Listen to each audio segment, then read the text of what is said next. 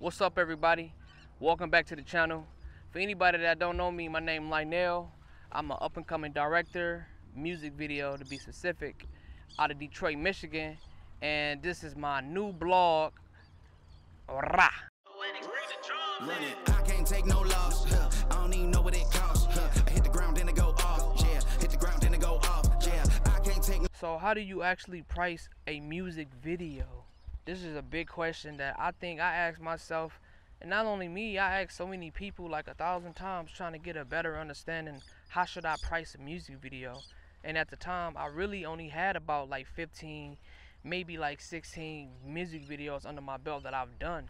So when I talked to people and told them how should I charge music videos, of course they gave me their opinion from their perspective because they was already successful in their field. And at the time I'm just starting out, so a lot of the information I used, but I really didn't apply a lot of it because I was in the area where the market was like people were only paying a certain amount of money that I was around. So I just wanted to work with those artists who had low budgets but also be compensated as well. So the first thing that I took into consideration was how much do I actually want to make an hour.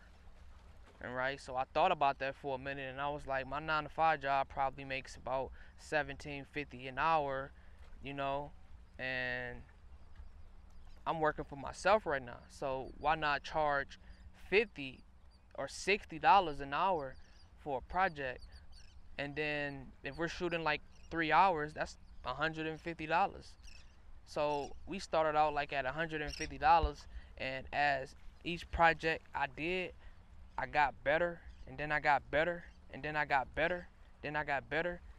Then I noticed, okay, I can start charging not only $150 now, I can go up to $350 because now I'm doing different things, and now I got people recognizing my music videos and they're contacting me.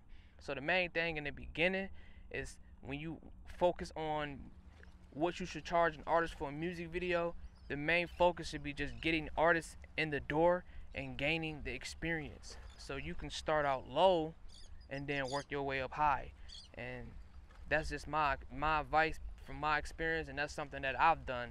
And like I say, you might get advice from some people who are already making $20,000 a video, and they may give you some advice from their perspective, but in a way it really don't register with you because you haven't built that portfolio, you haven't put that work in yet. So it's kind of like you use their advice, but you have to build that up to where you can start charging somebody extra amount of dollars for a project, if that makes sense.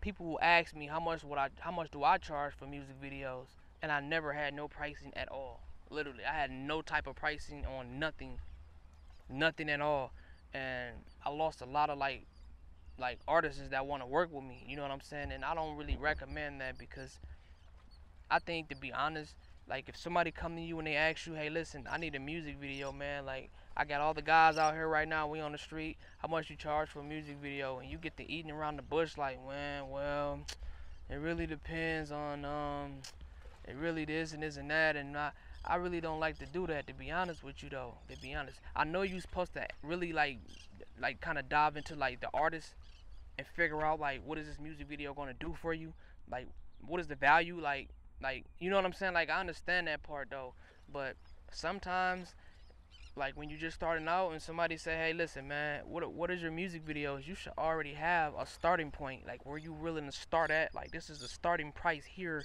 Like I start at, let's say for an example, you just started out and you only got 15 videos on your, I start at $200, but the price can go up depending on what equipment is needed.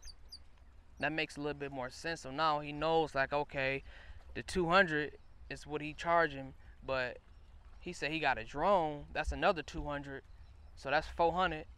Okay, it makes more sense now. I can probably work with that as opposed to going to somebody and you asking them how much you charge for a music video. Man, it really depends on what you it really depends on if the moon green. I don't know yet, like nobody wanna. I'm just being honest with you, right? Like when you just starting out, bro, the main thing is gaining the experience. And another way that you can actually charge artists for music videos is doing retainers. So retainers are good because, to be honest with you, it keep you working every month. You know you have work every month. And so if you don't know what a retainer is, retainers are just literally telling the artist, hey, listen, I'm going to produce, let's say, 3 videos a month for you every month, and I'm gonna do one highlight reel of each video so that you can promote on social media, and in exchange you give me a month $1,000 a month. Let's say for an example, you give me $1,000 a month. You know what I mean? So he's paying you $1,000 a month, and he's getting 3 music videos, a highlight reel for each video to promote on social media. That's like kind of honestly, I recommend to do the retainer as opposed to doing like project to project, especially if you're dealing with like artists who want to be shooting lots of videos, because there's a lot of artists that like to shoot videos like back to back, back to back. That will make more sense, and then it will fit more into like their budget, because they don't have to come out the pocket every single video. So I think retainers are a better solution as opposed to doing just project to project, and it actually save the artist money, to be honest with you. So think about that and consider that. But yeah, so thank y'all for checking in the channel.